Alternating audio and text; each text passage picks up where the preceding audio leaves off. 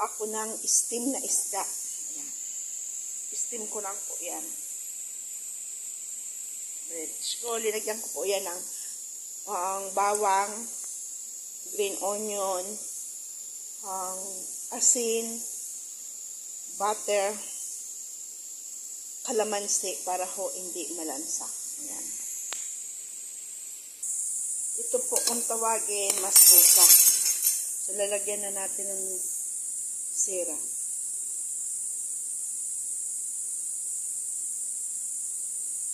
Habang kung mainit pa siya, dapat lagyan na ng sira. Alisin natin ito.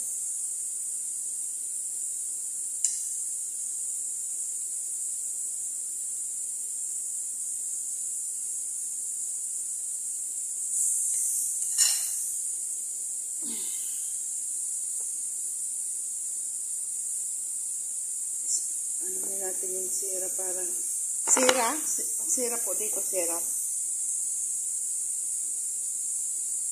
Gawa ko lang po ito.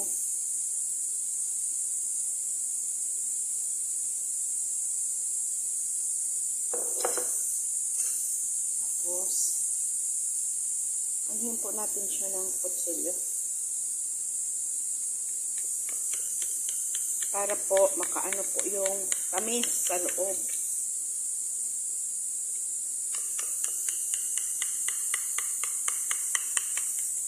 Si babae, minamasbusa ilang araw na, parang naglilihi.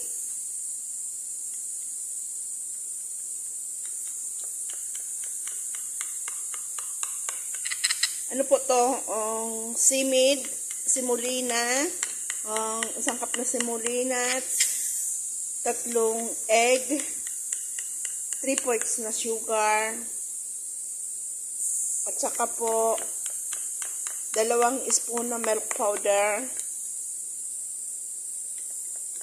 half cup of oil, 3 quarts sugar, isang cream po ang linagay ko dyan. Ayan. Tapos linagyan ko po siya ng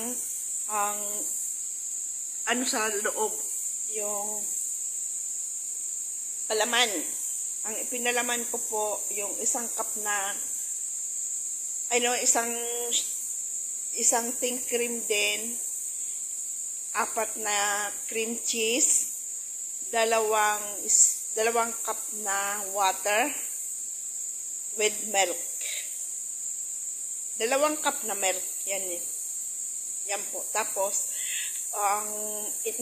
pina-steaky ko po, tapos inubin ko po yung ano nito, kalahati, mga 10 minutes, ilinagay ko na yung palaman sa gitna. Tapos, kinot ko naman po siya ng nilagay ko naman po sa ibabaw itong kalahati ng semolina na tinimpla ko. Tapos, inubin ko po, depende na po yan sa pagluto ninyo, kailangan po flat lang siya. At saka po, inano ko siya ng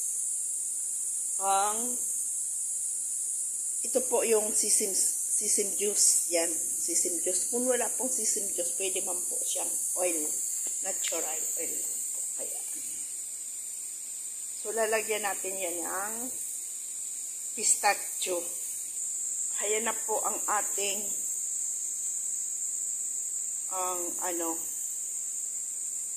masbusa. Masarap po ito. Pag nag-uwi nga po ako ng Pilipinas, magdadala ako ng simids, semolina, para po makapagawa din ako doon.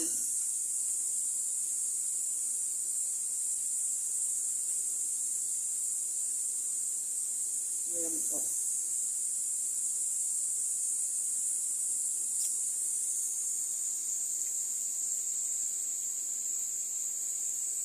Meron pa akong isa, ayan oh. Ayan, oh. Bali po, 2. Ayan.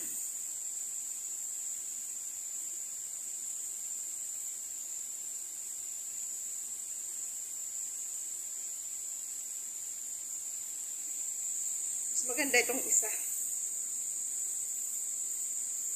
Ito okay naman siya, maganda naman siya. Pero yun ang ilalabas ko. Sa amin na lang ito. Yan ilalabas ko sa kanila. Kasi mas malaki.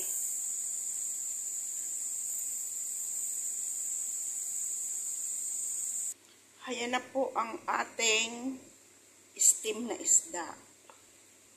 Binabaw ko lang po yan sa kanin. Ayan na. Manapin yung sabaw.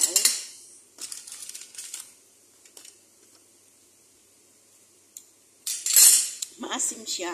It's okay. Okay na yung timpla. Ano po.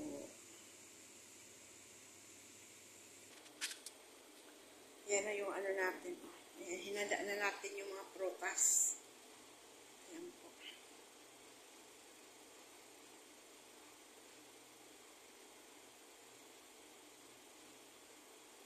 Nakaluto na rin po ako.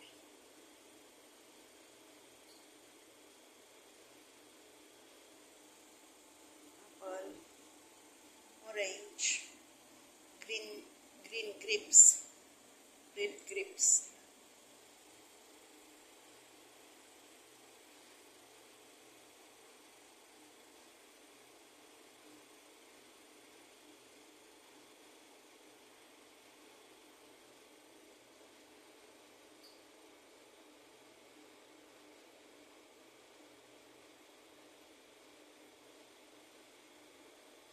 Sakit ng ano ko, shoulder ko. Kakukuskus ng mga kaldero. Daming niluluto. So that's why ganyan siguro talaga, lalo tumatanda na hindi na tayo nagbibinata. Ayan po.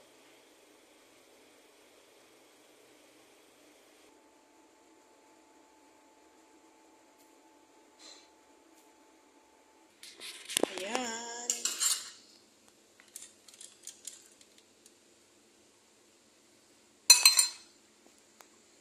Lord, maraming salamat sa food. Ito natin.